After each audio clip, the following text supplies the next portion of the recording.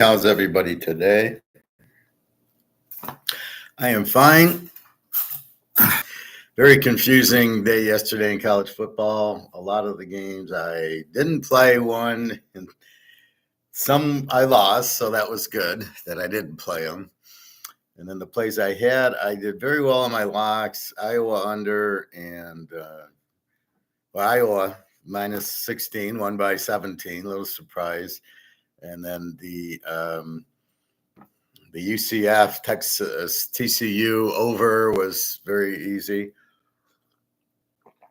I hit the over. It wasn't like in the North Texas game. I saw the halftime score was 52-7, and my over under was 63. That was an 80-point game. And then my only loser on the lock was Georgia. Where was their offense? I mean, that's ridiculous. Very strange game that was. Just a second, let me get my coffee.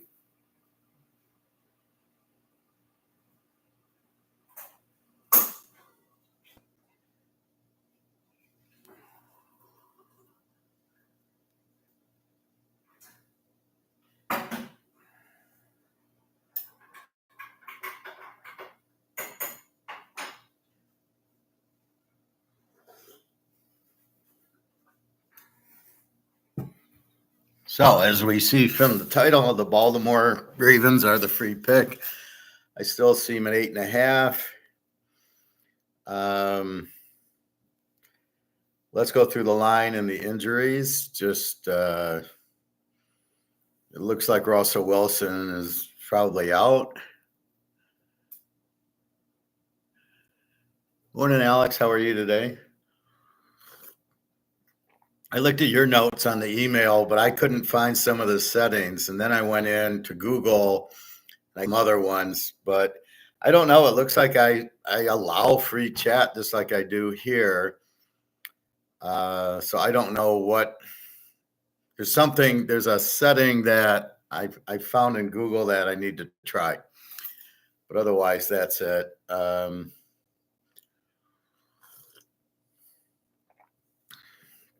Yeah, I mean, it was Georgia was. What are you going to say about it? And then I didn't play Fresno State, and they went 48-0. But I did add that Houston game under. Hey, Pat, how are you today? So let's go through the lines. This is as of 11/11. Dallas 6.5, 47.5, up from 46.5.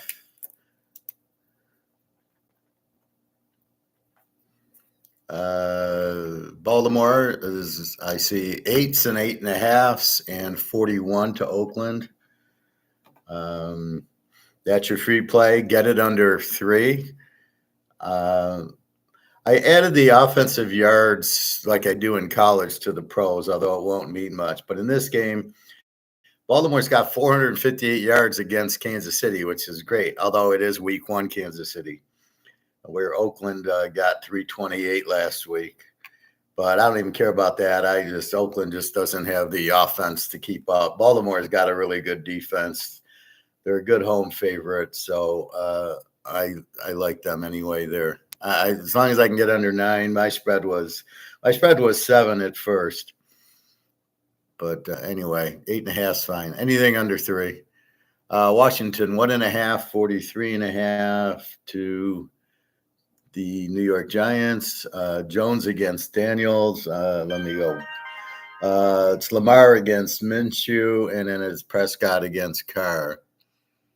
Who's that? Daria? Yeah. She waits till I'm on, and then she. It's funny how or I'll be driving, or I'll be going into the pool, and she gets me. Just 1 second.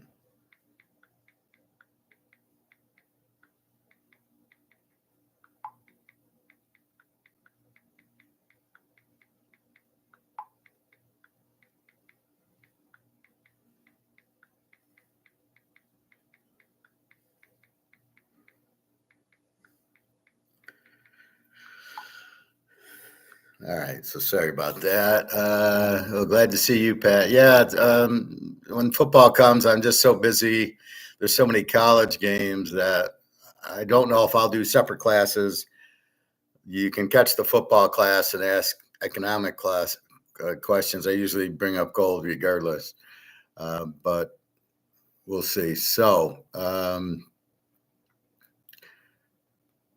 I'll go through the yards of the teams, but I don't know how meaningful it is after week one. After about week 4 or week 3, it should be. San Diego, 38.5 to Carolina. Carolina got a whopping 219 yards last week against New Orleans. It's Herbert against Young in this one. Houston at Green Bay.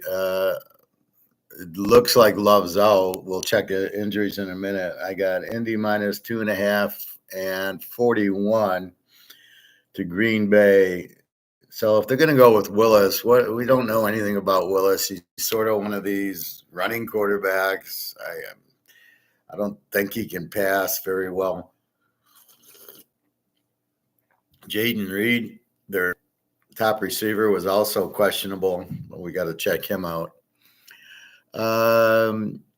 Frisco, 4.5, 46.5 to Minnesota. For sure, McCaffrey's out. But the runner they had last week against a good Jets defense got 230 yards or something. So, again, this will be where is it? This will be Purdy against Darnell. Frisco got 411 yards against a good Jet defense without McCaffrey, and then he got 319 against the Giants. Cleveland, Jacksonville, 341, and Watson, I guess, against Trevor Lawrence. Neither team got to 300 yards total. I mean, how pathetic. Watson, 262, and he ran most of the time. He'd go back to pass, and he'd run. It's like, this guy's all washed up. I couldn't bet a nickel on Watson. I do show him as under teams. I would guess it'd be a low-scoring game, but I didn't play it. I don't know what to think with these two teams right now. I've never been a Trevor Lawrence fan, and Deshaun Watson's. I used to like him at Clemson and a little bit at Houston, but then he went out. Hey, Real D, how are you? Seattle, 38.5 to New England. Smith against Brissett. New England didn't get 300. We all thought Cincinnati played bad. They didn't get 300 yards on them. They got 291. The problem was Cincinnati got 234 with Burrow and Chase, which will be different this today, I'm sure. I don't know. We got to see New England here. Seattle, Kenneth Walker's out today, the running back. We'll go through all the injuries, but they should light them up, Seattle, I would imagine. But is New England's defense really that good? We will see. I'd be shocked because Belichick's not there. The JETSs are 3.5, 41 to Tennessee.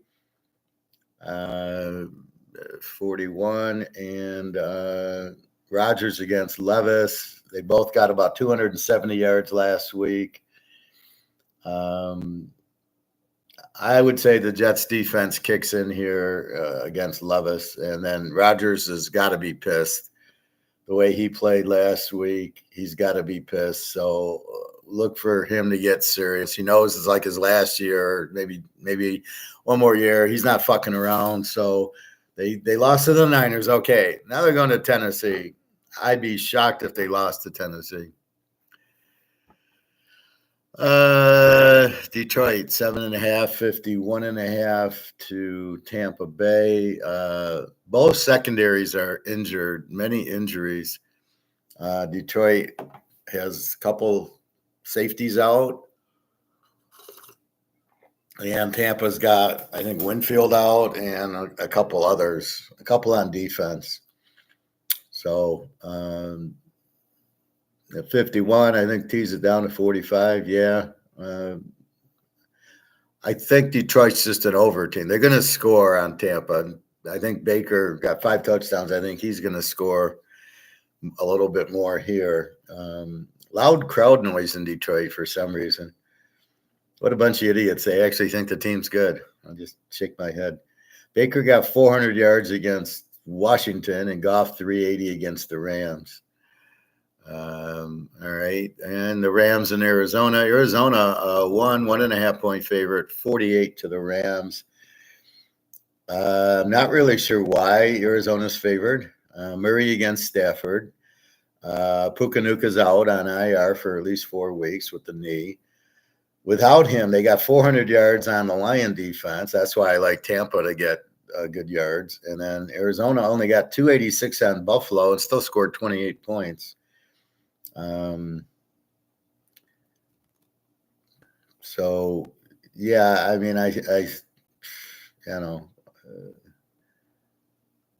this should be a good scoring game, I would think. I'd be shocked if this was 17-14.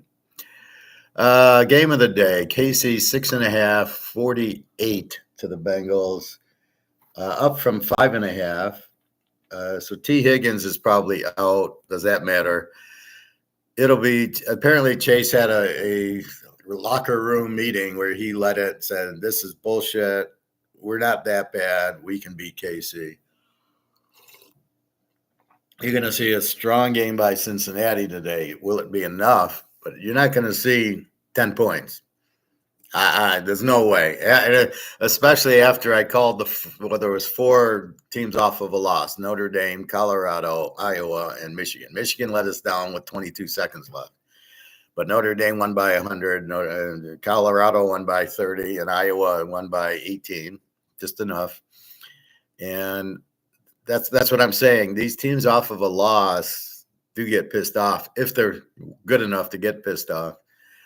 But Cincinnati is definitely there. I do not. Kansas City's not winning this game 40-0. Okay, that's not going to happen. I don't know. I don't like betting against Kansas City, which then leaves me with the total. Or do I take Cincy in 12.5? And I haven't decided on that game what to do with it. But it's a good one. You will see a much better Cincinnati team today. I promise you that. Pittsburgh, 2.5, 36.5. Fields against Knicks. Russell Wilson with the calf injury. We saw that happen last year. Somebody had a calf and was out for like 6-7 weeks, which you wouldn't think. Oh, it was Joe Burrow. Till he finally got that sock that went over his calf to keep him in there. But, yeah, he was out a long time. Well, he played hurt a long time. Too bad it isn't Russell Wilson going back to Denver. So you got great Pittsburgh defense with Fields. Couldn't score on Atlanta. Denver, I think could be better. Bo Nix probably needs 4 or 5 weeks. He's not bad, but he threw 40 times last week because that's Sean Payton. So again, I think Denver. I think they're a live dog, and this game could be 17-13. Absolutely. The Bears in Houston. I'm with you on this one, Alex. I got Houston 645.5 to Caleb. The mighty Bears offense against Tennessee got 177 yards, and Caleb got 95. I don't think Caleb will get 95. Now, we question Houston's coach, but he was the defensive coordinator of the Niners. I am expecting a strong defense tonight against Caleb, which means blitz the fuck out of them. The Bears have a strong defense also. So it could be a double play. You could take Houston. You could take the under. Houston had 447 yards against Indy. I don't know what his defense is. So this is the Bears have a good defense. So we'll see how good C.J. Stroud is tonight. And our last game, Philly 646.5. To Atlanta, Cousins against Hurts. Cousins got 244, which isn't bad against the Steelers. Philly got 422 against Green Bay. And I look at that and I say, I know Atlanta will play better. Cousins stinks. I don't care. Cousins stinks. He stunk last night. I'm not buying anything that he's selling. Uh, you know, Bijan Robinson looks like an average running back, nothing big. The one that you look at is Shaquan Barkley. I think that'll make a big difference for Philly. See, now when Philly gets to the 10, they can just give the ball to Barkley touchdown. That's why you need a good running back. These teams with that, you try throwing from the 10. Yeah, that doesn't work. It never has and it never will. There's no room. The cornerbacks, it's either a bullshit fade route at the pylon or it's some sort of post pattern that gets intercepted. You've got to be able to run it from the 10. So Barkley will give Philly. I'd be shocked if Philly didn't win the game because of Kirk Cousins. All right. Now the free picks, Baltimore laid the 2.5. Do not, well, try to get it in under 3. So I hope you got it in already. Let's go to the injuries. All right. So Kyler Murray says injured knee, but he's not out. So I assume he's playing. I don't think they'd be favored by 1.5 if he wasn't playing. So he should be fine. Atlanta cornerback and a linebacker are out of the weak defense they have already. So that'll help Philly. Baltimore is fine. They got a cornerback out and an offensive lineman doubtful with the hamstring. All right. On defense, you got 8 or 9 guys going. So if you got one guy out, this guy's a linebacker. So, we'll see. Buffalo, they already played. Carolina, is there anybody we know on this team besides Steve Young? There are a lot of questionables and a lot of injured, so they'll all be playing. But the only one I recognize is Blackshear, running back, and Clowney. What's he doing on the team? And Josie Jewell, what's he doing on the team? He's got an injured groin. And Adam Thielen, a wide receiver. They got some players. The Bears, fullback, Blasingame out. Bates, offensive lineman, out. And the rest are injured, but will play, I'm sure. Cincinnati, T. Higgins is doubtful with the hamstring. This has not been. This is Thursday's. A tight end doubtful, and a defensive tackle out, and an offensive tackle doubtful. Again, not really two key positions. Cleveland out. Njoku, the tight end's out. Tackle's out. That's it. Dallas, tight end doubtful, tight end out. Never heard of them. And that's it. That'll be a good game with New Orleans. New Orleans is a good team. New Orleans could easily win this game. We'll see how Micah Parsons does. New Orleans has a pretty good defense. And with Olave and Kamara healthy, and they got this other receiver. This game, I wouldn't be surprised if New Orleans won. I would be surprised if Dallas won by more than 7. And they're not playing Cleveland and Deshaun Watson. Derek Carr looked pretty good last week. Okay, they were playing Carolina, but still. I don't know. What is it with this Carolina money? Like Carolina's San Diego's down to 4.5. Like, why would you bet Carolina? What in the right mind would you bet Carolina? What would you be thinking that saying, oh, yeah, Bryce Young's going to be better now. Oh, okay, sure he will. Denver, DeVell, a wide receiver, out with ribs. Detroit, Isaiah Williams out. I don't know who he is. D lineman doubtful, and a safety is out. The other safety is questionable, but he's got a hamstring. I don't know. Green Bay. So Jordan Love's doubtful with the knee, but he's obviously out because the line didn't change. Again, they haven't updated the things yet. It's still showing Thursday, but I would imagine Love's out. And Houston is a safety out. Indy is a safety out. Jacksonville, safety out. A lot of safeties out. They're all getting injured because they didn't play in the preseason. Out with the quad. Let's see. Kansas City, wide receiver H. Brown, don't know, out with the shoulder. San Diego, Bosa's questionable. I'm sure he'll play. Safety doubtful with the knee. That's it. The Rams.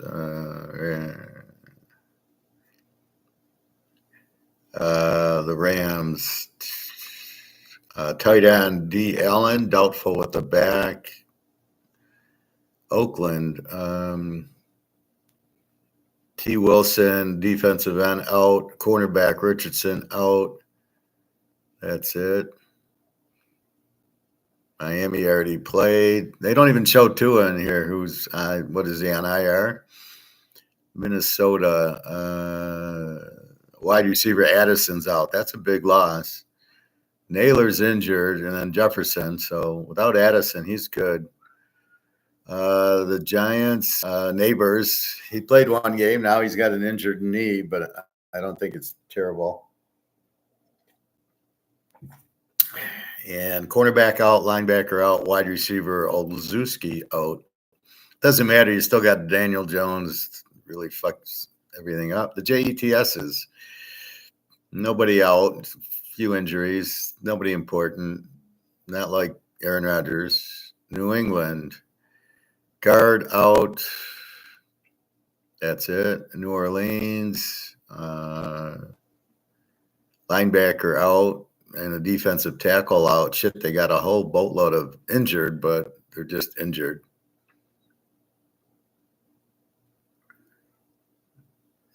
Tyrann Mathieu injured with a heel. Tight end has got a concussion. Philadelphia is good to go. Pittsburgh. Cornerback with a concussion. And a guard that's out.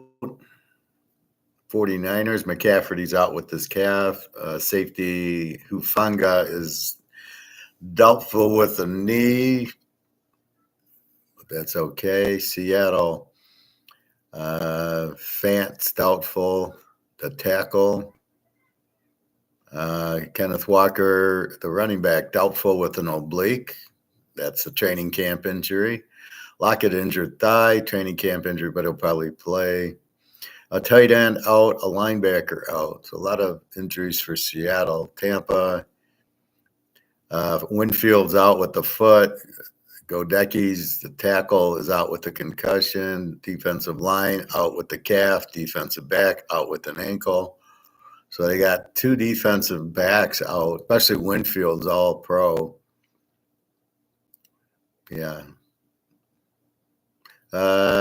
Tennessee, nothing, and Washington, cornerback out. That's it. So let me get back to odds. Sometimes they put the news in. Let's see if there's any news.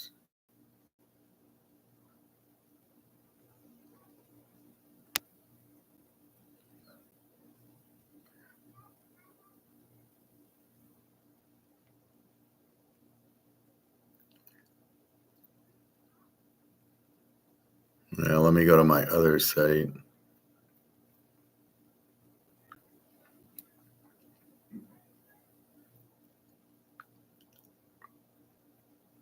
Tennessee did win 71-0 yesterday.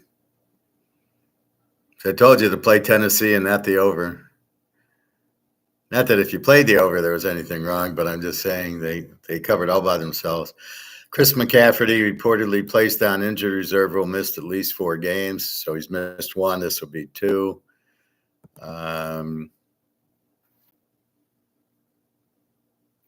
Tua reportedly has no plans to retire. He should. Chase believes Bengals misled him about his extension this offseason.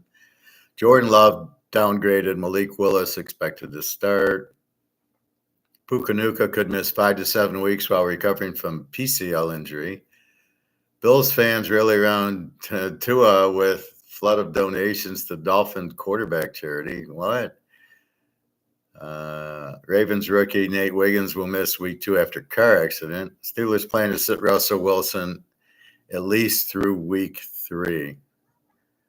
Those are pretty much what we wanted. Let's see. Injury tracker, McCaffrey. T. Higgins, doubtful. A.J. Brown, he's the one on Philadelphia, I believe. He's questionable. That didn't show in the injury.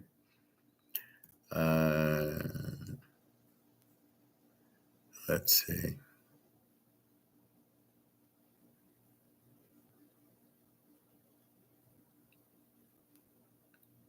So they're resting him. Teagan says he's not faking the injury. They didn't renegotiate his contract. I'm not faking the injury. You better not, or Joe Burrow will fire you. Due to a hamstring injury that hampered him, some fans, however, believed his absence during the loss to New England was tied to displeasure about his contract status. I believe that too. Well, because you didn't get your contract, and you're going to get paid if you play or not. When for me to get an extension for a contract, deadline is over. I just don't understand. Well, because we don't like you. You're not very good. I wish they'd get more LSU players at Cincinnati.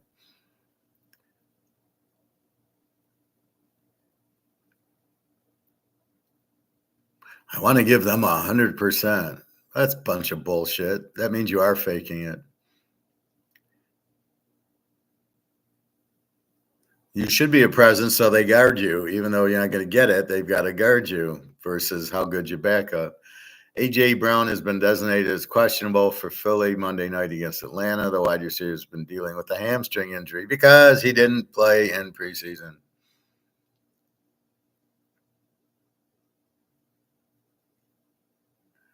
So he's probably there. Let's see. New Orleans linebacker, defensive tackle are out. The rest are questionable. Marshawn Lattimore, hamstring. He's really good. Dallas. Nothing new that we didn't say. But this is probably more as of today. Tampa, tackle out, defensive tackle out, defensive back out, defensive end questionable. I don't know who this guy is. Is he a trainer? Zion McCollum's questionable. They don't give his position. Safety takes, but their all pro is the one who's out. They don't list him. Detroit safety questionable, safety out, defensive lineman out. Penny Sewell questionable, and Jamison Williams always injured, ankle. The guy plays 2 plays, gets injured every game. Indy safety out, Blackman. Green Bay, Jaden Reed questionable, and Jordan Love doubtful. The Jets pretty healthy. Tennessee no injuries. San Francisco McCaffrey and the safety. We knew that. Jordan Anderson's out for the Vikes. We knew that. Seattle. Tight end, linebacker out. Tackle, Fant, doubtful. Kenneth Walker, oblique, doubtful. New England, tackle out. The Giants. Cornerback, linebacker, wide receiver, who we've never heard of, are out. Washington, cornerback out. San Diego. Okay, good. Joey Bosa back, questionable. Well, we know that, but that's it. And then the only one out's a safety. Carolina, nobody. Cleveland, Nick Chubb's out. Nakoki. I didn't see Nick Chubb's on the injured list, and Jedrick Wills out. So Nick Chubb's out for Cleveland. That's a horse of a different color. Well, this is a 341.5. Watson against Lawrence without Chubb. I think they have another running back, Kareem Hunt. Interesting. How did they forget to put Nick Chubb on their injury report? Jacksonville safety out.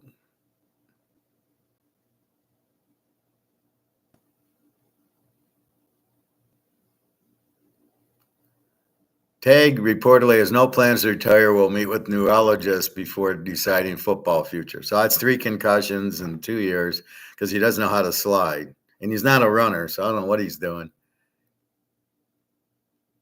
Jamar Chase reportedly has no plans to negotiate new deal this season with the Bengals, but he's playing Oakland.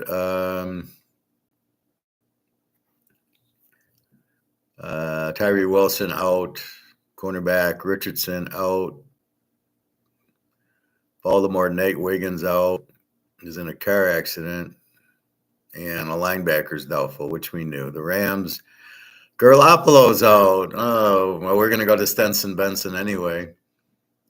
See, once Stenson Benson looked good, then we don't need Garoppolo. He's always hurt anyway. Tackle's out. A tight end is out. That's it. Arizona. So Kyler Murray's fine. Zay Jones is out, the wide receiver. Pittsburgh, Russell Wilson's questionable, but we just read they're not going to play him till week 3, so he's obviously out. Denver's wide receiver Devon Veal Ribs is out. Never heard of the guy. Cincinnati defensive tackle Jenkins is out. T. Higgins doubtful. Tanner tight end doubtful, and an offensive tackle doubtful. KC Hollywood Brown out. He's from Ohio State. I remember that. Good receiver. The Bears. Keenan Allen questionable. Romo Doozy questionable. Fullback out and O lineman out. Interesting. So they're going to make 3 wide receivers for Caleb, and now 2 of them are out. A heel and a knee. Romo Doozy, big career, 1 game. 1 game, hurts his knee. Keenan Allen, heel. He's probably going, what the fuck am I doing here? This guy sucks. Houston, defensive lineman out. I guess a safety is out. Pierce, the running back, questionable with a hamstring from not playing in preseason. Atlanta, linebacker and cornerback are out. And Philadelphia, A.J. Brown is questionable. Johnny Wilson, hamstring. See, I like this better because we didn't know Nick Chubb was out. What the fuck? All right.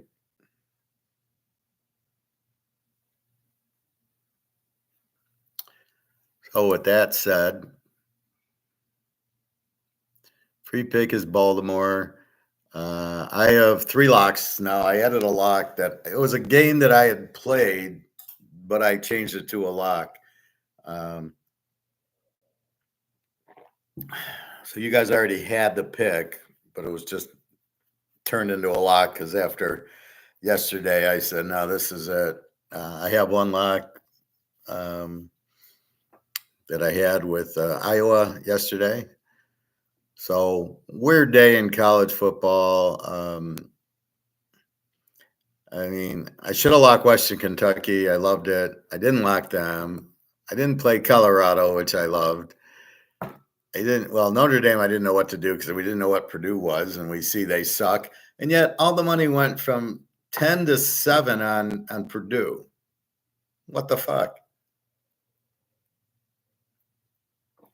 How in the world could you judge Purdue? They beat a high school team and had a bye. They didn't play anybody. How could you determine that they're going to be good? And Notre Dame beat them like 62 to 7. Wasn't even close. Anyway, teaser trends. Play teams: San Diego, KC, Seattle, Minnesota. Play against Washington and Carolina. Carolina is now 18-0. Play against 17-0 last year, 1-0 this year. Clearly the Z team of the league. If I rated, let's go through the ratings. I got New Orleans as a B team, probably an A team. Dallas as an A team, probably a B team. Good defense for 1 week. So this will be a better barometer. After this game, now I'll have a beat on New Orleans and Dallas. Tampa's a B team. Detroit's an over team. I know their defense is kind of weak, especially against passing teams. Indy's an over team, and Green Bay with Love is an over team. With Willis, they're not an over team. We don't know. I'm sure the coach got Willis. Well, he's just new to the team, so this is strange. They have the guy from Tulane who's really good. I don't know why they're not using him. But that shows you don't want to rush the rookies in, right? Caleb, you know. The JETSs are under. Tennessee are under. Good defenses. Even though the Jets gave up 32 to the Niners, I don't see that doing that against Tennessee, and I think they'll be a lot better. Again, they have pride, and you got Aaron Rodgers. He's gonna bitch at everybody. Say, "Can we fucking now?" And you're gonna see a real good game by the teams that kind of got crushed last week: Cincinnati, the Jets. It's the psychology of the sport. They're professionals, which means they try hard and they want to win. And when they lose, they're embarrassed, and that's how they get. So look for a big game from the JETSs today, but they are an under team. I think Will Levis is gonna really struggle here. Aaron Rodgers, I'm sure he's pissed. I'm sure we'll get a good game from him. The Niners, they're the A team. Minnesota's an under team. Seattle's an over team. Good offense, kind of still a weak defense. New England, I don't know. I'm not calling them an A team with the win over Cincinnati, but we can ignore the win over Cincinnati. So today we'll see. They're at home to Seattle. I think it'll be close. I think Seattle wins, but I don't think I don't know. New England could win this game. I'm watching right now. The new coach, Brissett, decent. Geno Smith, they're going to pressure him a lot. So this is a tough one. Right now, I got New England as a W based on what I feel, but what I see, they're an under. So we'll see. The Giants, Z team. Washington, a Z team. Probably going to be an over team with Daniels once he gets going. They'll score a lot, and Washington defense still sucks. You give up 37 to Tampa. You give up 5 touchdowns to the Baker. San Diego, an under team. Carolina's worst team. They couldn't win a college game, I don't think. Cleveland is now, well, with Watson, they're an under team, but with Chubb out, for sure they're an under team. Jacksonville, Lawrence is just terrible. Their defense, I'm not going to say their defense is good. So I don't know. I think right now I got them as an under team, but that can turn a little bit. I don't think their defense is that good. We'll see. Lawrence, just terrible. Oakland, I got as an under team. We got the good defense. You got Brock Bowers. You got a new quarterback. Give them 4 or 5 weeks. They might turn into a B team. Right now, they're an under team. Baltimore is the A team. Give them credit. They gave up 27 to Mahomes, but they scored 20, and almost by a toe, they almost didn't. They almost scored 27. A lot of offense. They're definitely a very good team, Baltimore. Definitely an A team. The Rams I got as an A team, although with Puka out, we'll see. But they still got Cooper Kupp and Stafford. They got a lot of defense because Aaron Donald retired. So we'll see them. But I think they're a pretty solid team. Better with Puka Nacua. It's a shame he's hurt when they could have had Kupp and Nuka. Arizona is an over team. Kyler Murray runs around, gets points, but their defense sucks. They gave out 34 last week to Buffalo, which, okay. Buffalo got 31 this week. So Buffalo's scoring really well. Pittsburgh's an under team. Really, Fields, forget about it. Great defense, but with Fields. With Russell Wilson, they could be an A team if he plays like Russell Wilson, Seattle. Denver, I don't know. I think we got to give Bo Nix. Right now, they're a different team than in 3-4 weeks. Bo Nix will be very good, but he needs time. So right now, they're kind of just they gave up 26. They're probably an over team once the dust settles, unless their defense gets a lot better. We'll see. Again, week 1 doesn't show us. Cincinnati, I got them as a B team, even though they lost and played like a Z. I think you got Burrow and Chase. They're they're not a bad team. KC's the A team, the best team. The Bears are an under. Kayla's not going to give you anything. The receivers are bailing out, and they supposedly have a good defense. They scored on a punt, on a block field, on a block punt, and an interception return. That's how they scored last week. I don't see Stroud giving him that. Stroud had 447. Well, the offense had 447 to the Bears 177. I put Houston as an over team and the Bears as an under team. And Atlanta I have as an under team. Again, no offense. Cousins is terrible. Their defense, I don't think it's that good. Okay, maybe they held Pittsburgh to 6 field goals, but I think it's more fields than anything. Philly I got as an over team. They played a high-scoring game with Green Bay with Saquon Barkley. Look for him to get a lot of these touchdowns in the red zone. Yeah, Brown questionable for tomorrow. Hurts. It's okay from Alabama, but Barkley will be the difference. I like Gainwell, the running back, the other running back. So I got them as an over. I think they have a good offense as they showed. I'm not sure about that. I think a good team can score a lot on them, but not like against the Giants. They'll probably dominate. Teaser trend. One I got Tampa Bay 9-0 as a road dog the last year. San Diego a good road favorite. Baltimore's a good home favorite. Arizona's a very weak home favorite. Rams are a good road dog. Pitt is a terrible road favorite. I don't know. Denver. I can't take Denver because of Bo Nix, so I got to watch it. So I'm having to be very careful with my teaser trends. Tampa I could use. Detroit I can use. Frisco I can use the last 2 years. Seattle, they got a new coach. The Giants I can almost use. San Diego got a new coach. Carolina's got a new coach. Jacksonville I can use. Baltimore I can use. The Rams I can use. Arizona, I think their coach was new last year. Pittsburgh, I can't. Denver, I can't. Cincinnati, we can use. KC, we can use. KC's a good home favorite and a good bet against home favorite. So KC will be favored by 7. If you lay them down to 1, they win at home.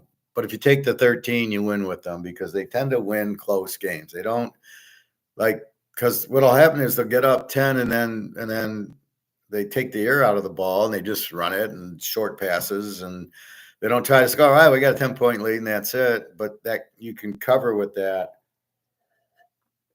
They'll be scared of Joe Burrow because Joe Burrow's beaten them 3 times. So keep that in mind. This will be a very good game. Possibly. I think since he's going to play a good game, but I don't know. We'll have to really see what Cincy is today, but I don't want to bet against KC here. Chicago, it's all new. Houston, I got a year's worth of trend. Cousins at Atlanta's all new, and Hurts with the quarterback, with the coach, probably can use Philly. And they're a good home favorite. So how much Brazil will bother them from flying back on a Friday? They're all fucked up. They played Friday, now they're playing Sunday. They're all fucked up there. That's what I got for us today. We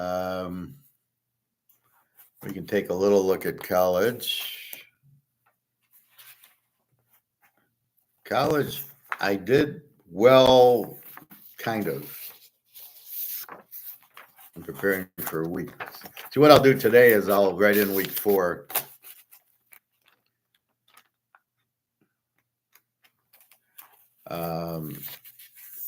So we start off with Michigan, lane 16. They're up 28-10 with 22 seconds left and give up a meaningless touchdown to Arkansas State. Michigan sucks. Again, the over-under in the game was 47.5, and the score was 46. Not without. I was expecting 28-0 there.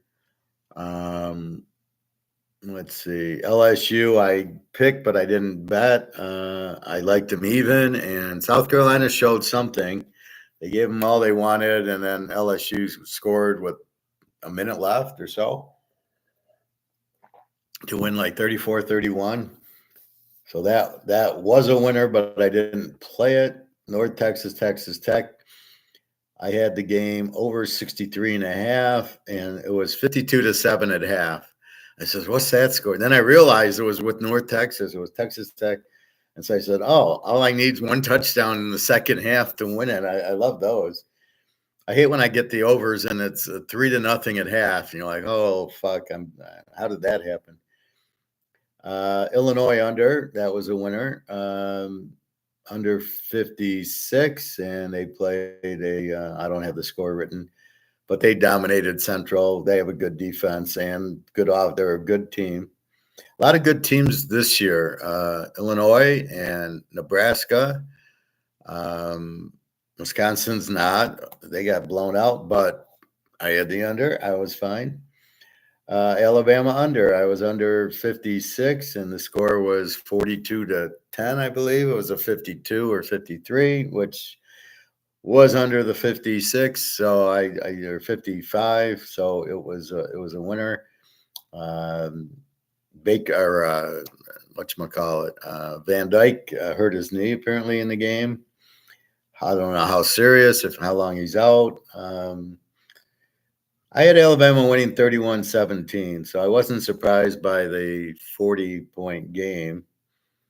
But Wisconsin's defense, way out coached here. I don't know, this DeBoer, he had Milrose running all over the place. So that was very good for DeBoer. It's not easy to go to Wisconsin. I thought they'd have a little bit more trouble than what they had. I stayed away from Missouri. I had Missouri winning 34-24, and they won 28-20. So I wasn't sure about BC, the way they beat Florida State. And BC, I see, is not a bad team.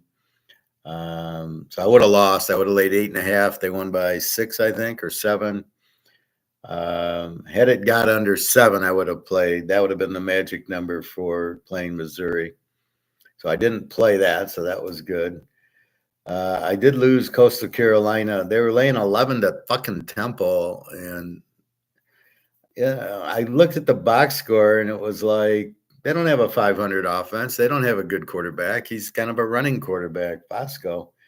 Temple, I'm shocked, scored, but that's where, assuming Coastal Carolina was better than they were, and Temple, I still think sucks, but Coastal, this is where you got to be careful looking at when they play high school teams.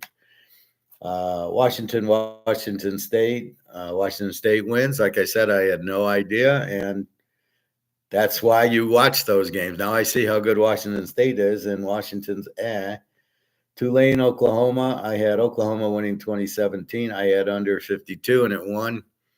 Or maybe it was 53. I won by a point.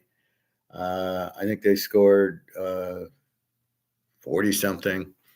It was, I don't know, 29-17 or something like that. So we won it. I did play it under. Oklahoma's offense looked a little bit better, I think. Tulane, very good team, but that's why I didn't play Tulane, and I played the under because, when you play the Oklahomas and that, you got to be careful.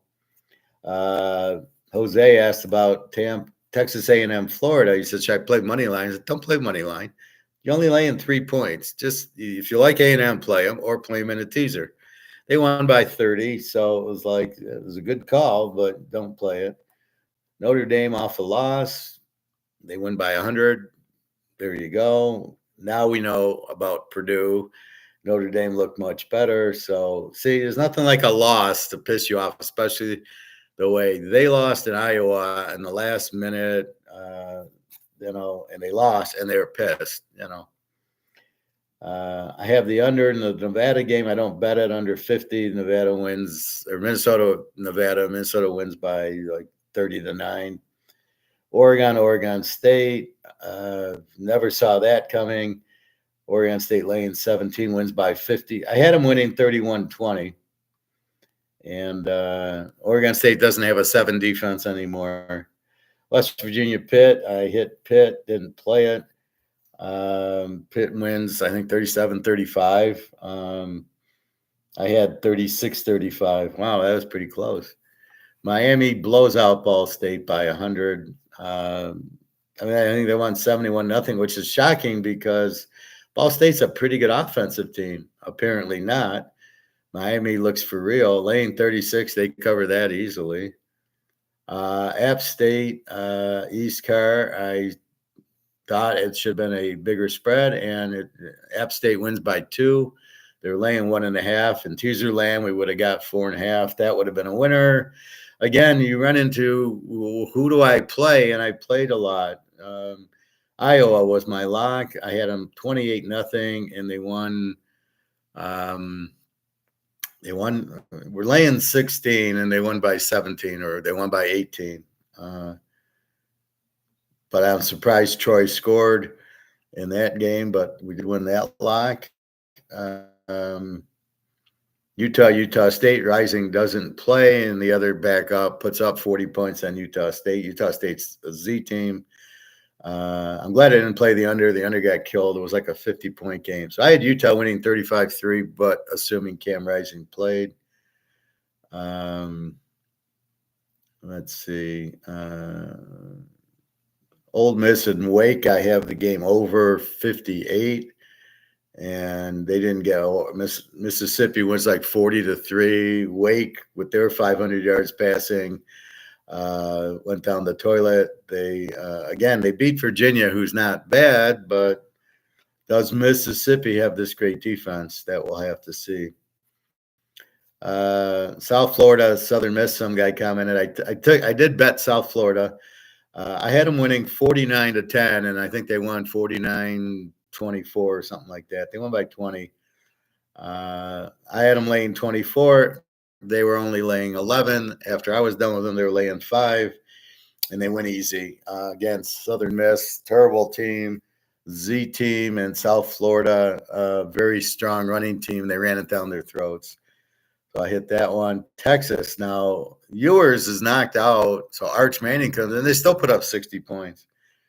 Unbelievable. So they're commenting about Ewers for the Heisman, and now what? Arch Manning for the Heisman, or Prime Jr. for the Heisman. So Texas still blows out UTSA with the backup. Amazing. The free play, Vandy. I had 37-10 Vandy winning, laying 9.5. Where were they yesterday? Georgia State, you would have thought, was the better team laying the points. So all of a sudden, maybe Georgia State's a little bit better than they were. See, now here's where I changed it. I had them as a W. They got killed by Indiana. Then I watched the Indiana-UCLA game, and I go, yeah, now I understand why they got killed by Indiana. And Georgia State then blew out, I think, Central Michigan. And so now they're not a W team anymore. So that's how I make the adjustments on it. I think they're weak. That's where I lost yesterday, was the teams I thought were weak, and I bet against them, like the Vanderbilt, like the Coastal Carolina game. Again, I was betting against weakness, and they're not weak. So now I adjust, and now we don't make that mistake again. That's why you got to watch a lot in the beginning. First 3-4 weeks you're watching. The game I kind of thought would won. Jacksonville State, Eastern Michigan was laying 1.5. All of a sudden, money went in on Jacksonville State laying 1.5, and I told you Eastern Michigan is a live dog in the game, and Eastern Michigan won the game. I knew it. They're not a bad team, and Jacksonville State's not a good team, and I just said, you've got to, Eastern at home getting 7.5 from Jacksonville State. That should have been a big play, but again, what do you do? Western Kentucky, I was this close from locking. They won by 50. They were laying 7. I knew they were going to win against Middle Tennessee, a Z team. Western Kentucky, see, they're skewed because the Ohio State game. Or no, the Alabama game. Yeah, they lost to Alabama like 38-0 week one. Then they beat a high school team, but you could see, okay, they scored 35. Yeah, they're going to be good. And this is the type of team that after playing Alabama, they're like, these guys are like babies out here, and they beat them badly. Prime time, I wanted to bet. I didn't because I didn't know Colorado State. They'd getting killed by Texas. And I knew Colorado after that Nebraska thing was going to play much better, and they did, and they won easily 28-9. Colorado State really blows to make Colorado's defense look good. Now their star player, Colorado's, got hurt. That Hunter, who's the receiver and the secondary guy, he got knocked out of the game, but I don't know how serious it is. Georgia, what can I say? I had them winning 49-0. Kentucky loses to South Carolina 20-6. What the fuck? How they only score what, 13-12? Are you kidding me? How could that possibly happen? Where was their offense? I mean, the defense did what the defense did. I knew Kentucky had a pretty good defense. So of course, after the game, I'm going, yeah, you probably should have played Georgia under, which of course, but it's easy after the game and you know the score. I thought they'd blow them out. I mean, look at the spread, 28, and my score. So again, Kentucky looked bad against South Carolina, gets fired up for Georgia. I think Georgia's got Alabama next week. This will be interesting. UCF TCU block. It's 61. I go over 55 with a big lock, and it wins easy. 35-34 UCF. So they play a 69, and we're over 55. And I knew it. Two explosive teams. My score was 52-49 TCU. So it's 35-34, but still good. And just what I thought. See, when you get two explosive teams going at it, that's when you bet the over. You really don't have any idea on the score. Indiana blows out UCLA. They look very good. Indiana plays Nebraska. That's going to be I don't even know what to do with that game. They play Iowa. They play Wisconsin. Well, actually, no, it's not North and South, but they do play Iowa and Nebraska. UCLA looked kind of weak. Defense didn't. They're just not that good as I thought. We had to see what the coach was like, but this Indiana team's just dynamite. They're an A team. UCLA, it's going to be an under team. They're not going to score. They have defense that's not too good against a good team like Oregon will kill them. USC will kill them. Next week we got Michigan, USC. I want to look at a line. I saw Michigan laying 8 earlier in the week, and I was about to lock it then. I think I got to go to covers.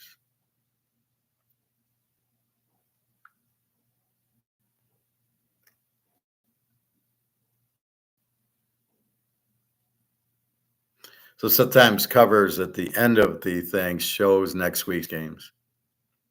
Like it shows the Jets 7 over New England on Thursday. Oh, they've already switched it. Yeah, it was Michigan 8.5, 47.5 is now USC 6.5, 47. So if you can get the 8.5 at BetMGM, I would highly suggest taking USC and 14.5. Same thing at Caesars. They haven't changed it yet, but you can see what these guys have done. So that's where it's going to be. I don't know. I like USC already, but yeah, so they've got next week's games out there. Florida goes to Old Mississippi State. Illinois, Nebraska. Good fucking game. This is, I'll give you this one right now. Illinois, take the under in the game. I'm not sure. Wait, because Nebraska's got a quarterback. They both have quarterback, but this should be an under with these guys. Anyway.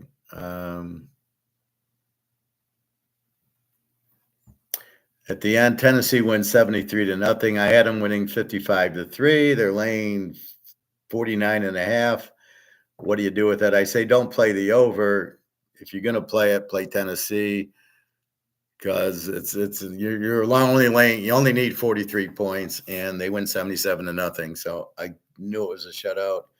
Houston, I win. Houston's a good under team. I play it under. It was 44, so it was under 50, and I think they won 20-7 or 30-7 or something like that. Houston, a very good under team. Good coach, Willie Fritz. Fresno State laying 19.5. I love it, but I don't bet it. They win like 48-0. I knew they were going to win 48. I knew they were. My score was 42-10. And it becomes, what do I play? And I was disappointed about Colorado game. I did play Iowa off the loss. That did win. The Vandy game, the Coastal Carolina game, I just scratched my head because I'm betting against weakness. But then I hit the South Florida game and the Western Kentucky game. So I'm like, well, that's the problem. So they win sometimes, they don't. The Georgia game was really surprising. I'm really shocked the way, that game, obviously I would have played it under, which I normally do. Indiana, we found out about. But that's what we have. So it's, again, some of these I saved myself by not playing Missouri, and then Michigan let us down in the final 20 seconds. They give up a touchdown to Arkansas State. If I was in the stadium, I'd have booed my ass off because the spread was 20. They were up 28-10, so they're up 18. They're covering. Now the line's 22, so they weren't covering the 22, but to let them Arkansas State go down and score, holy shit. All right, let's revisit the line for today's games. Any last minute 12-10. We got Dallas 6.5, 47. That is same. Baltimore 8.5, 41.5 to Oakland. That's good. Get it under 3. Washington 1.5, 42.5. That really hasn't moved.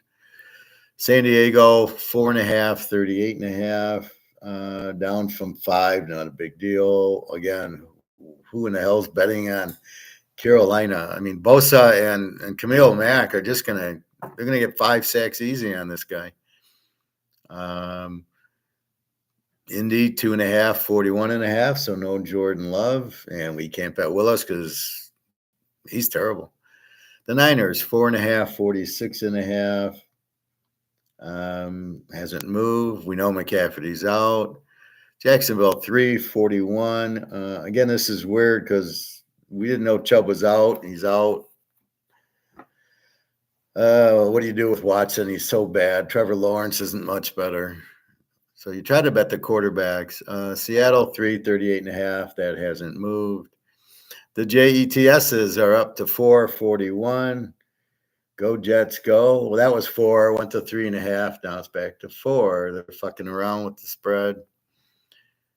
Detroit 7.5, 51.5. That line hasn't moved, surprisingly enough. It's kind of the highest line. It's a little bit. It probably should be like 47, 48, but with Winfield out and a lot of the defense, the secondary out for Tampa, although they'll replace him with pros. See, in the pro game, when the guy gets injured, they replace it with another pro. In college, you might have to go to a freshman. That's the big difference. But I don't worry too much about the secondary or the linemen being injured. Does Burrow get hurt? No? Okay. We'll still play him.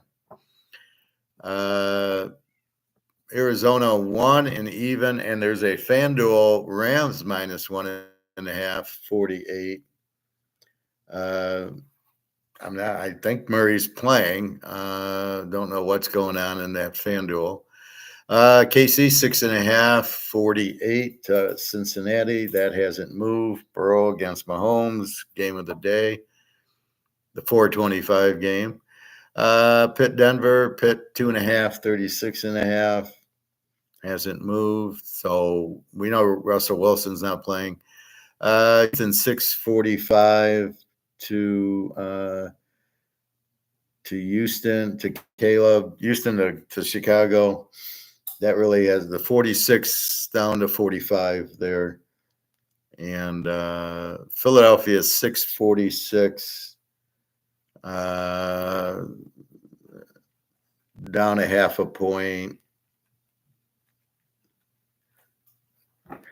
There, AJ Brown maybe probably isn't playing, so that would be the reason. So really the same spread.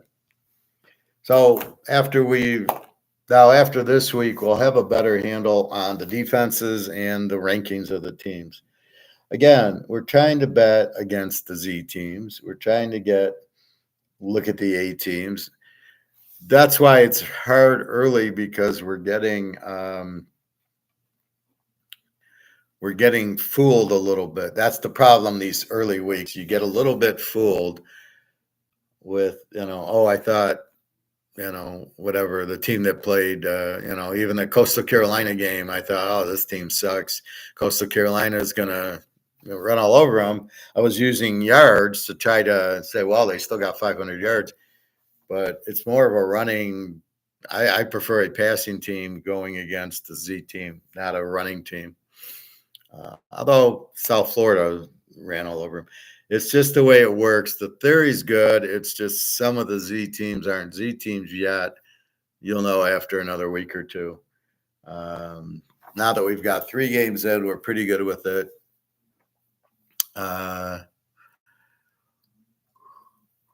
Do you not listen, Greg and John? I don't know what to do with you. I make comments and you don't listen. So I'm not going to keep repeating myself, because you ask questions that you already know the answers to.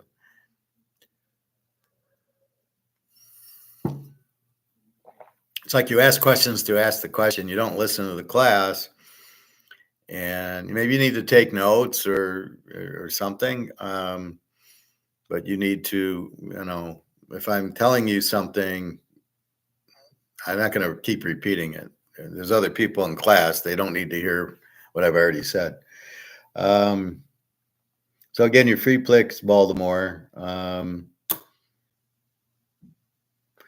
Again, 3 locks going, and that's it. So we'll see Willis today. We kind of we know Darnell sucks. Brissett, we'll keep an eye on New England. Daniel Jalen Daniels for Washington. This will be a tough game. Jones, we know, sucks. So the teams that really sucked last week, are they going to suck this week, right? And the ones like Cincinnati will play much better, and the Jets, that I would say for sure. The teams like the Giants, Carolina, no, I don't see them playing any better. Oakland will be curious here. So we got teams off of a loss. We've got, let's see, Green Bay, but they don't have their quarterback. The Jets, that I would circle. The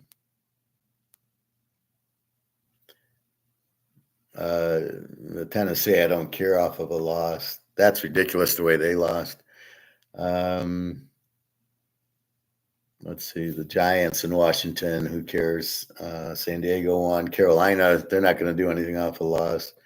Cleveland will probably play a little better, but Watson's so bad, as will Jacksonville. Oakland off of a loss, but they're outmanned at Baltimore. The Rams off a loss, I would think they'd play very well. Stafford and Cooper Kupp there. As long as he's got Cooper Kupp, he's fine. Pittsburgh won. Denver off of a loss. It's again Bo Nix. He threw 40 passes last week, so I look for them to be all over him. Cincinnati and the Jets are the 2 off of the loss, like yesterday's Colorado and Iowa off of the loss.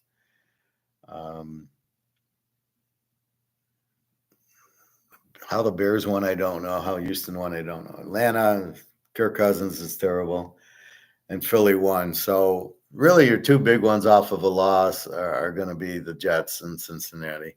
Look for them to play well. Now, can Cincinnati beat Kansas City. See, if they were playing Carolina, then I'd bet the hell out of them. But playing KC, I can't take them. Again, I still have that last week performance. So, but I will think they will play better. So that's really it for the pros. We watch our injuries, which we know Love's out. See, that's like a critical injury. Love's out. That game would have been a lock over, and the 41 over. The 41 would have been a 51.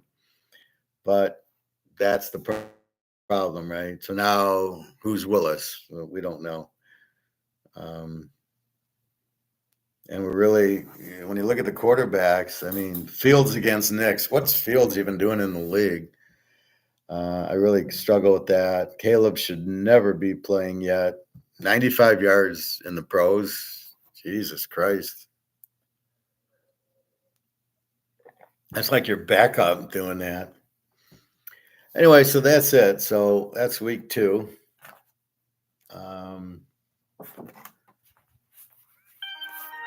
We're looking for gold to get much higher this week.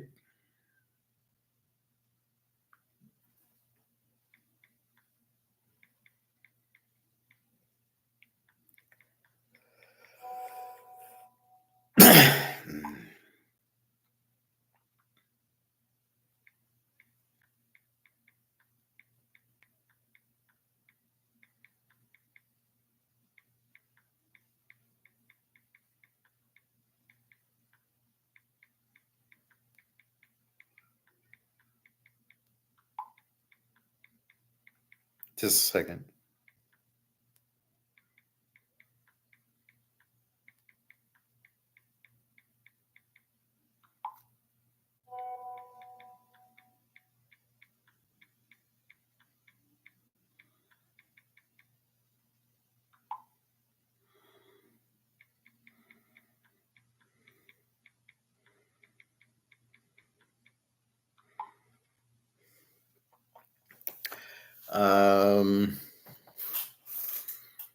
So I'm off for the Amalfi Coast in Italy in October. I hope they speak English there. I need Luke. Do they speak English there?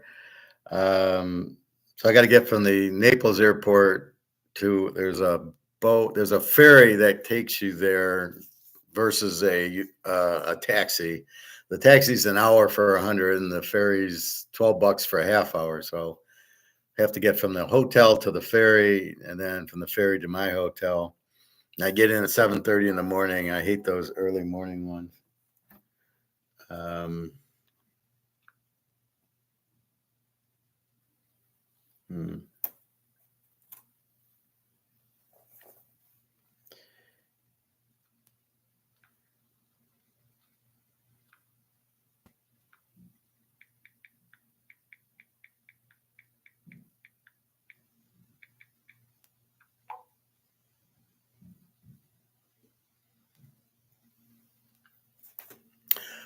Anyway, so keep an eye. You're watching quarterbacks, defenses today.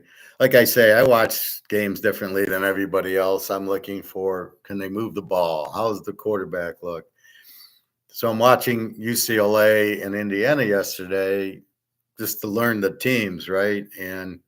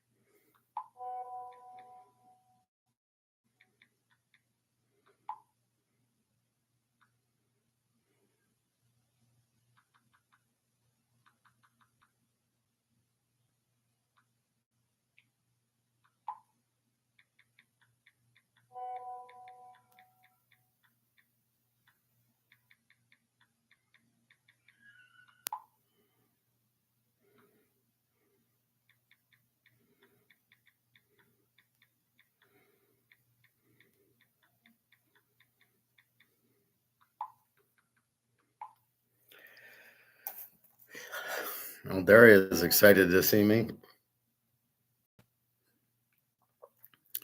Um, did I do my? I thought I did my picture. Yeah. Okay. So I was watching the game and I could see Garber's UCLA quarterback look crappy. I could see Indiana's quarterback look good. I love the plays. They're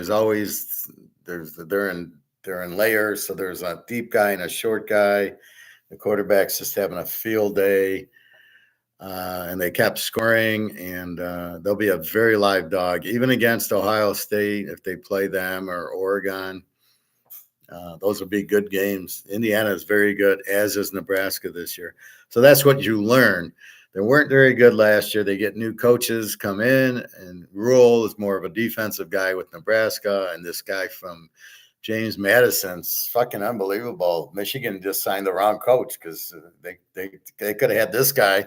Holy fuck, the guy's never had a losing year. If I was a pro team, I'd be taking this guy from Indiana. What a great coach he is. But that's what you're looking for. You're looking for different. I'm looking for different things. How does the offense move? How does the defense play? And then how stupid is the coach with the fourth downs? But anyway, 3 locks going today. Look for Baltimore to play very well. Again, Cincinnati the Jets will play much better today. The Jets should get the W. I don't know about Cincinnati, but it's Joe Burrow and it's Chase. And they had a big meeting, and Chase is bitching everybody out saying, we're better than this. We can beat KC. I don't know. I'm not betting KC in this game, right? It's either Cincinnati or I don't even know over under. We'll see with this new wide receiver. Anyway, so we just checked the line. We know Russell Wilson's out. Jordan Love looks like he's out. So you got to take into consideration the quarterbacks. We can look at some college games for next week. Let's get ready. Let's check the lines one more time on covers. Although we pretty much have them. Dallas 6.5, 47. Baltimore 8.5. I can't believe it's not 9. This is 8.5. Now people read into this. Why is it 8.5 and not 9? I don't read into it. I go, I can get it under 3. Thank you. So I don't really get this. If it was my line, it'd be 9.5. I wouldn't let the teasers come in under 3. But who knows? They're smarter than us, right? Yeah, sure they are. Washington 1.5, 42.5 in Washington. San Diego 4.5, 38.5 to Carolina. Indy 2.5, 41.5. So we know Love's not playing. The Niners 4.5, 46.5. To many, that's because of McCaffrey out, but still, it's Sam Darnold at quarterback. Jacksonville 3, 41.5 to Cleveland. Chubb is not playing, and you got Deshaun Watson, who has regressed to a high schooler. Seattle 3, 38.5 to New England. Okay, how good are they, New England? The Jets 4, 41.5. Gotta love the JETSs in this game after the loss. Detroit 7.5. 51.5. Same spread. Arizona's down to 1 and pick 'em 47.5 to the Rammies. KC 6.5, 48 to Cincy, and Pitt 2.5, 36.5 to Denver. That's a very scary spread, making Denver a home dog. Yes, it's Bo Nix, and yes, it's the Steeler defense, but Houston 6.45. Will Caleb get 100 yards? I doubt it. Not against this team. If he blitzes them, he's all through. And Philly's 5.5, 46 to Atlanta. So let's look at next week's college. Let's see what we've got here. Now, keep in mind, the first game is App State against South Alabama. Keep in mind, South Alabama is Major Applewhite. They are now an explosive offensive team, as you saw against the high school team. So be careful here. Syracuse, Stanford, who gives a shit? Illinois, Nebraska, very good game. Nebraska's 8.5, 46.5. Illinois is not bad. Got a good quarterback. They got a defense. This is a very interesting game. Washington State against San Jose State. After Washington played an emotional game with Washington State and Washington, San Jose State's pretty good. How can Florida be favored? They're 6.5 over Mississippi State, but I guess Mississippi State lost to Toledo by 30. But seriously, how can Florida be favored over anybody? Indiana has Charlotte. They'll win that game by 90. Clemson, 7.5, 14.5, 15.5 over NC State. Strange. West Virginia, 2.5 over Kansas. Good game. Kansas isn't as good as before. I don't like their quarterback. Cincinnati, 6.5, 48.5 to Houston. My Army plays Rice. Go Army, go. Kentucky against Ohio. Can Kentucky, what can I say about them? Jesus. Iowa State's got Arkansas State. I bet they beat them by more than 18, like more than 10, like Michigan did. Let's see. Texas Tech, 3.5, 60.5 to Arizona State. Very good game. Arizona State's explosive with a really good running attack, and we know what Texas Tech's capable of. It's only 60. This is one of those I would bet the over on today instead of waiting till it's 65 on Friday. Northern Illinois gets Buffalo. Very explosive offense, Northern Illinois. They didn't show it against Notre Dame, but they also showed the defense, and they held them to 15 points. And here they scored 60 on Purdue, Notre Dame. So Northern Illinois is a good team. Here's the confusing one. I'd say USC will be a 6.5 point favorite, 47.5 to Michigan. Michigan's never a home dog unless it's Ohio State. LSU, this is strange, 23.5, 56.5 to UCLA, who just got killed by Indiana.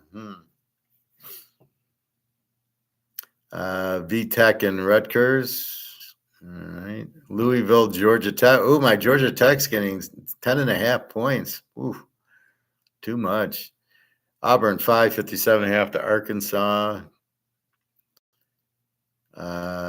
Oak State, 1.5, 53.5 to Utah. That's a camera. If Cam Rising plays, I'll bet I'll be all over Utah.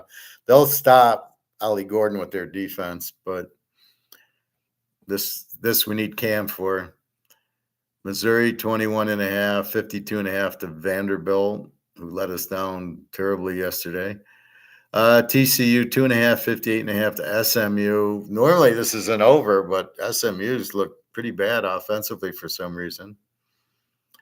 Washington, 9.5, 43.5 to Northwestern in Washington.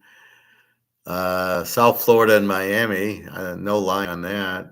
Florida State, 3.5, 46.5 to Cal, and Cal just won at Auburn. How the hell can Florida State be favored?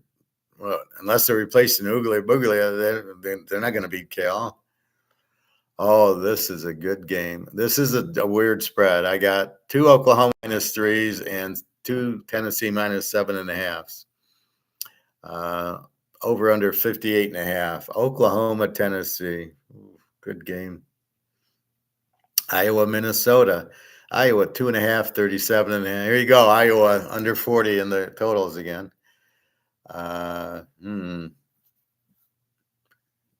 South Carolina gets Akron. BC against Michigan State. BC's pretty good. State's okay. Baylor won 54.5 to Colorado and the prime timers. New Mexico and Fresno State. This game will be 100. Oregon State, 4.5, 46.5 to Purdue. Um, hmm. Interesting. Kansas State, 7.5, 50.5. BYU. What do you do with that? BYU, pretty good defense. K State's a very good team. How do I get Miami? So who's Miami playing? Here's Miami against Virginia Tech. Miami laying 7.5. They're playing 2 games.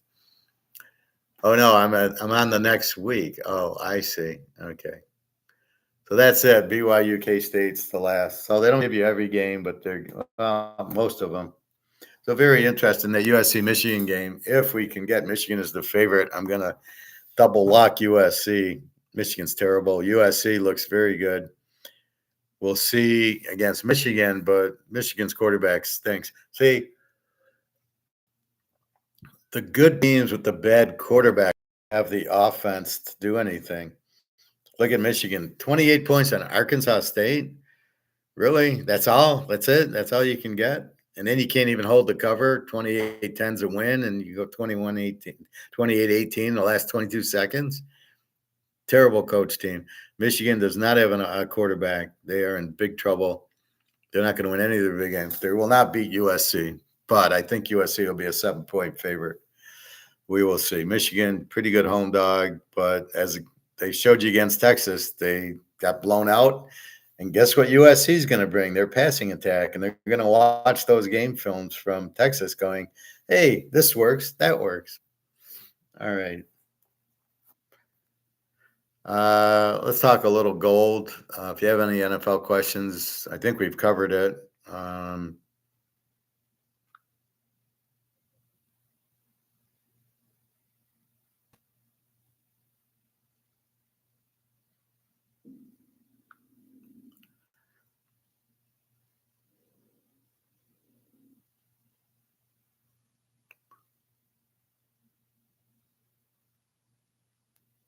Shocking. NATO Nation screams, get lost, Blinken. Yeah, he's an asshole, I think. I don't like him. He's definitely not honest. Like most of these guys in government now are not honest people. And their agendas are themselves. They get the payoff and everything else.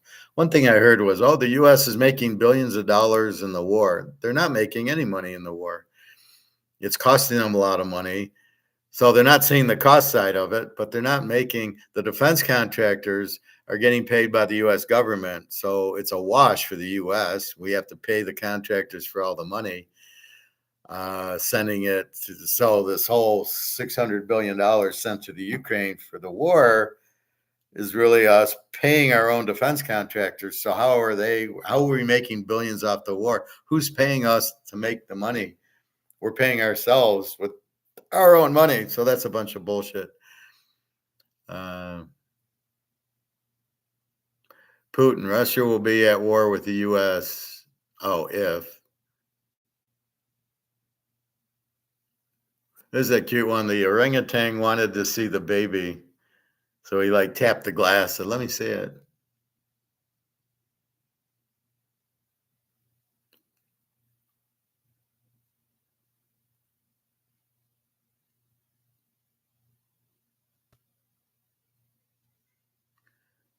Let's see. So Mark McGuire.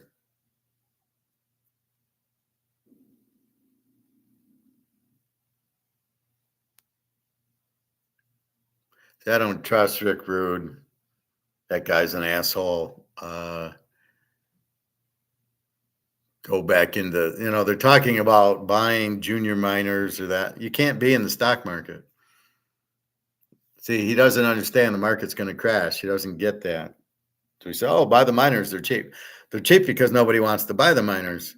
You can't create demand. If there's no demand, then you can't buy the stock because the stock is based on people wanting to buy it. That's how it moves up. And if nobody wants to buy it, it doesn't go anywhere.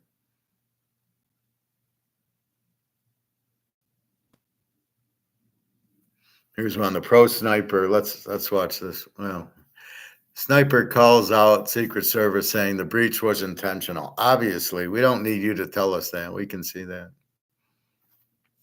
Spain just opened the door to China, and Europe is in for a shock. Everybody's opening the door to China as they don't want to be with the U.S., but you got to be careful. China's communist, and you've got to be careful to play with the Chinese. The best way is just to play with your own team would be it.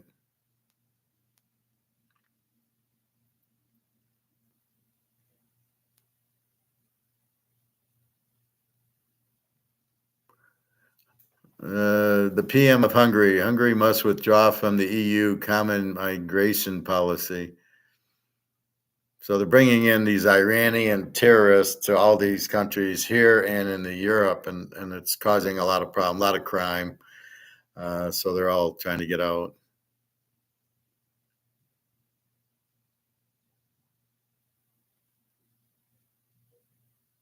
What's a Swifty? Swifties dump Kamala.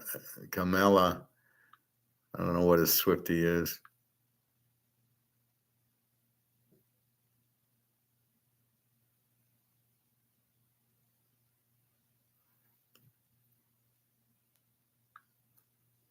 The key to losing weight lies in calorie deficit. Just burn more calories, then you can see. I haven't seen anyone else talking about it. So Mark McGuire, he has this guy, Dave Crenshaw, it's the thing. So it's okay show, but nothing good. Here, we'll listen to Egon. The era of Shangri-La and money printing and saving the world by fake money, that era is totally gone. I'm not a prophet of doom and gloom.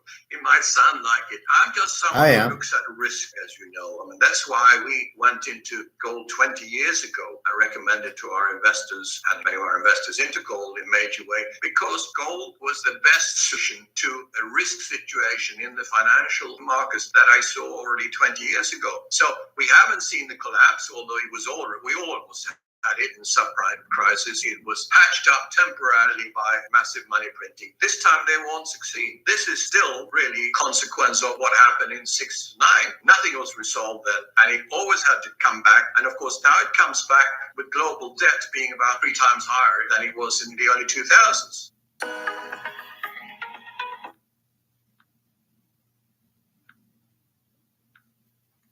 So there you go. That's why we listen to Egon, because he says what's going on. You can't just keep printing, and all these derivatives are going out, and all these options, and then the other derivatives on the derivatives, they're all bye-bye. So I don't know. I don't know how you can just keep printing money to bail out the banks, like not a problem. But I don't see how we get away from it. You have to come up with a new money. CBDCs will never happen. That's for sure. So on my private classes, I was doing a look on how to make the. So when I do a private class, I can't do the live chat or the chat. I've got it posted, but it doesn't. So I have another setting. So I took a picture of it, and I will see what I do with it. But anyway, so that's what's going on there. Anyway, that's about it. So let's get ready for some football. Why don't we go through? Oh, let's check our golds, 25.79, I believe. Let's take a look at that. Gold will start. So you can see the market's closed at 25.78. Silver at 30.75. So they close the market. It opens about 6:30, 7 o'clock tonight is when it opens. And that's Asia opening it. So look for 2,600.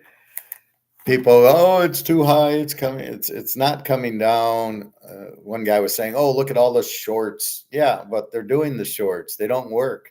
There's too much buying. There's more buying than the shorts, and they're losing money with the shorts. So the fact there's a lot of shorts out there, like one guy was trying to make the point, well, gold's going to go down because of all these shorts. And I'm like, they've been shorting. They can't short anymore. China is buying it. You can't keep shorting it. So that's what's happening there. So we're looking for 2,600 this week. I mean, geez, it's like it's huge. On let's look at the gold prices. So if I go on eBay, let's see if I got any emails.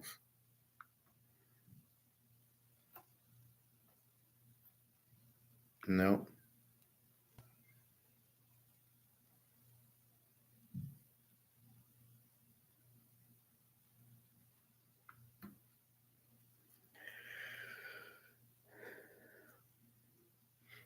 So when I'm looking at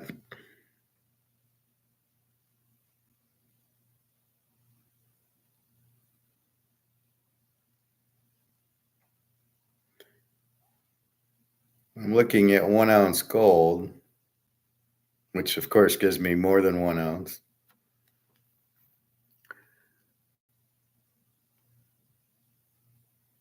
So they're all like 26.70 now for an ounce, and that's cheap. Here's the US, 27.37 now for gold. And this is what I'm warning you about. It's gonna, not only is it gonna be hard, a half ounce still 1,400. That's about right. Here's some more. Here's a maple leaf at 2,700. So they're all about, when you see 2,600, it's figure add about 100 and a quarter.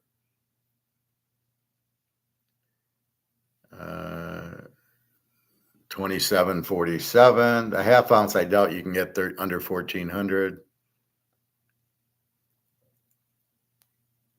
Tenth of an ounce is about 300. That's that. See, they don't tend to go up as much. There's your ounce, 27.30. Philharmonic should be about 2,700. Here's a half ounce maple leaf for 1,600. So it's around 2,700 for an ounce. Here's 1,480 for a half ounce. So you can see you might be able to get them a little cheaper.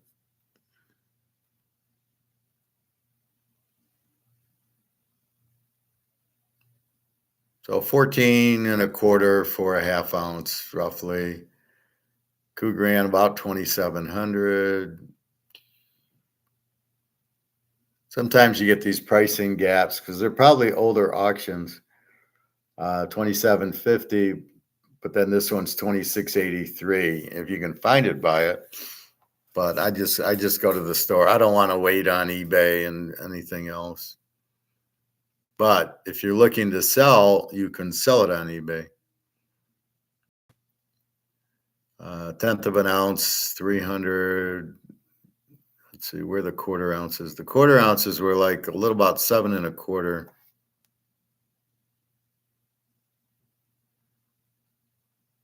Yeah, here's your quarter ounces. 7 and a quarter, 725, 731, 691 for a maple leaf, but that'll be a little higher. Philharmonic, 686. Beautiful coin, the Philharmonics. And there you go, 720s, 760s. So that's our gold. And as it goes up, you have no risk that you're like going up from here because of demand. I mean, yeah, they can price fix it with the derivatives, but they're trying to do that. And you can see they wanted the price down to 2,000, but you can see it's just going one way because the demand for the gold, especially with BRICS October 22nd, the demand for the gold is forcing these to go up. And that's where we're at. The demand is pushing the price. As long as there's demand, it's not going to go down. And as long as BRICS is coming out October 22nd, all these countries want to join, they're all buying gold. Everybody realizes that the dollar's gone, right? everybody realizes this is zero, right? So if you understand the more you print, the less it's worth, and you printed it so badly, and then all the, the petrodollar's gone. The petrodollar was you had to buy oil in dollars, is now you don't have to buy it in dollars. So a lot of countries are saying, fuck it, I'll just use my own currency because I had to buy dollars. That was the problem. So I'm I'm in the euro, I'm Germany, and I want to buy oil from Saudi Arabia, and I can't, I got to get dollars for it. So it's going to cost me, and the US is charging you for the dollars to buy it. And so therefore you've got to pay more because you got to pay for the exchange to buy the US dollar. Well, that's why that's all gone. So nobody wants, no, you don't need to trade it in dollars, but Saudi Arabia wants gold for their dollars, as does Russia, or gold for their oil. And so they all want gold for their oil, gold for the gas, gold for the natural gas and everything like that. They don't want, because all the fiat currencies are going out. So that's why you have no really risk in gold going down, because what are you going to buy? You're all going to run and buy dollars? I mean, what's your option of getting out of gold? It's dollars. Well, who wants dollars? They're inflated. They're worthless. So that's what really makes you understand that where am I going to, okay, I could sell my gold. I started buying it about 1,500. It's now, well, I bought this at 250, but realistically, 1,500, I started buying a lot. So it's at 2,600. I made 1,100. See what do they say? Gold's not an investment. If you have 50 ounces of gold, every time it goes up $100, you make $5,000. What is that? Is that an investment? So if we bought it at 1,700 and now it's 2,600, let's call it, that's 900. That's 900 points. It's gone $900. It's gone up times 50 ounces. So 900 times 50, you made $45,000. How is that not an investment? What would you call it? And yet nobody's saying anything. They just see the gold price going up and this and that. It's a fucking investment for sure. You making 45 grand in the stock market? No. And you're not reporting it. There's no, because you didn't sell it. So it's just, you just made 40. If you're in the stocks and you make 45 grand, you're paying taxes every year, capital gains. Here, there's nothing. Nobody knows you have it. You got 50 ounces and, times 9, you just made $45,000. And that's my point, buying the gold cheap. And that's the other point. When it goes to 3,000, that's another 400 times 50. That's another 20,000 that we'll make. But nobody's even talking about that, because the problem is you don't want to be in this. So we'll have to come out with a conclusion. Okay, gold's now at 10,000, but we don't want the dollar because it's worthless. So you just have to, again, it's you want on a trip, you want to do something, you use the gold, and that's it. That's all you can do. So that's what you would use the gold for, or something. Or you're buying things in gold, that a nice set of golf clubs, and you give them a tenth of an ounce. Because a tenth of an ounce is $300. Maybe you give a quarter of an ounce. That's 700. I gave Jenna 2 quarter ounces last time we met, and she was like, eh. And I'm like, yeah, they're worth 700 a piece. That's 1,400 I gave you. Very nicely. Now she's starting to understand it as it goes. 2,500 now, 2,600, 3,000. Then she'll start realizing, oh shit, we're making money, aren't we?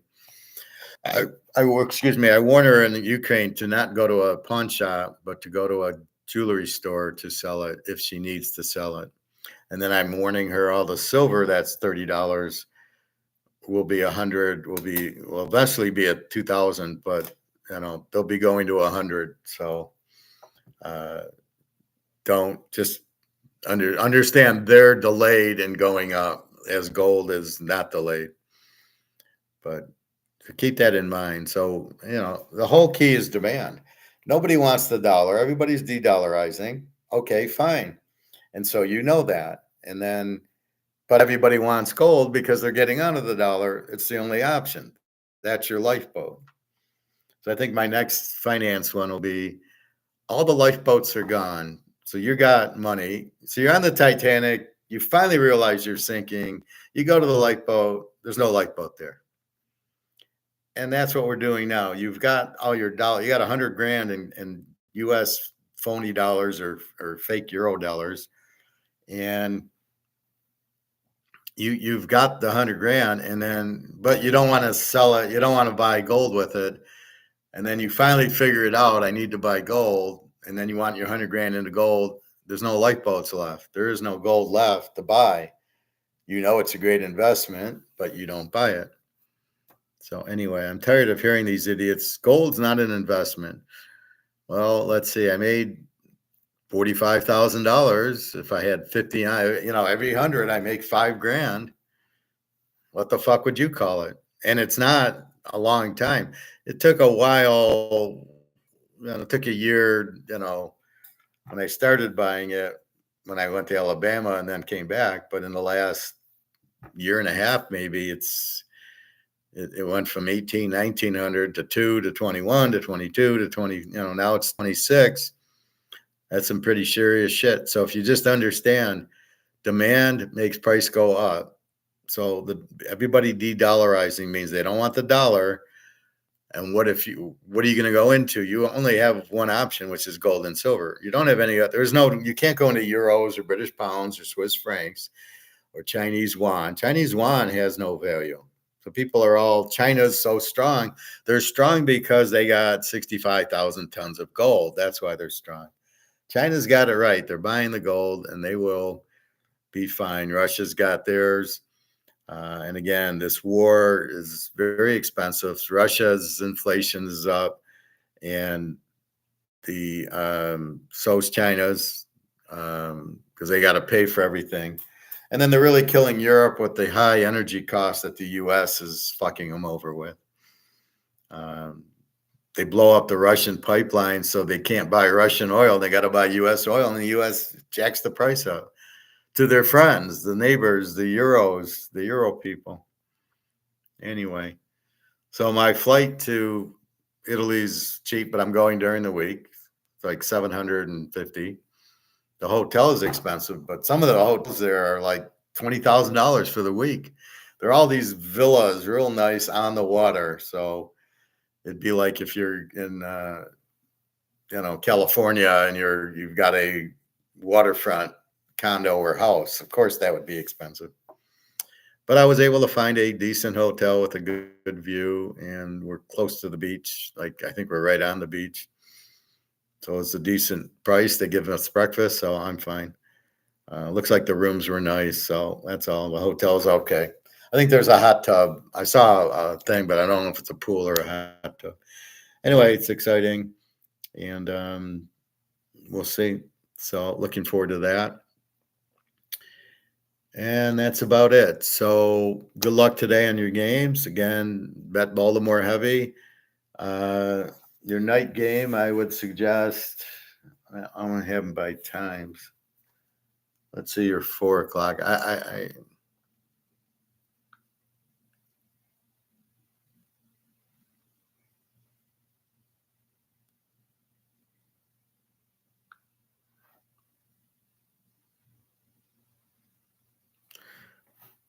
So your bailout 4 o'clock games. There's a lot at 1. All right, 4 o'clock. You got so Baltimore's at 1. Your 4 o'clock game, the Rams against Arizona, Pitt and Denver, Cincinnati, KC. So that there's 3 games, but then you got the Bears, Houston. So look for Houston to, definitely cover that game. I'm just going to watch Cincinnati, KC, and a lot of points in the Ram Arizona game. I would think Arizona, no defense. Kyler Murray in LA with not a lot of, decent defense, but a good offense, even without Pukanuka, unfortunately. That's the thing in the injuries. I don't have Pukanuka. I don't have Jordan Love. Two very easy over games, and I'm kind of a little bit fucked. Pitt, Denver. I don't know if Denver's a live dog. Well, because with Fields, I'd say Knicks is better. So I'd say Denver's a live dog in this game. But we'll see. And then tomorrow, Atlanta, Philly. I don't know. AJ Brown's out. I think Philly's still the better team and should get the W. But we'll see. Again, it's a little too early with all the changes. So that's it, everybody. So good luck today. I hope you win. I hope I win. And we will go from there. Where the hell?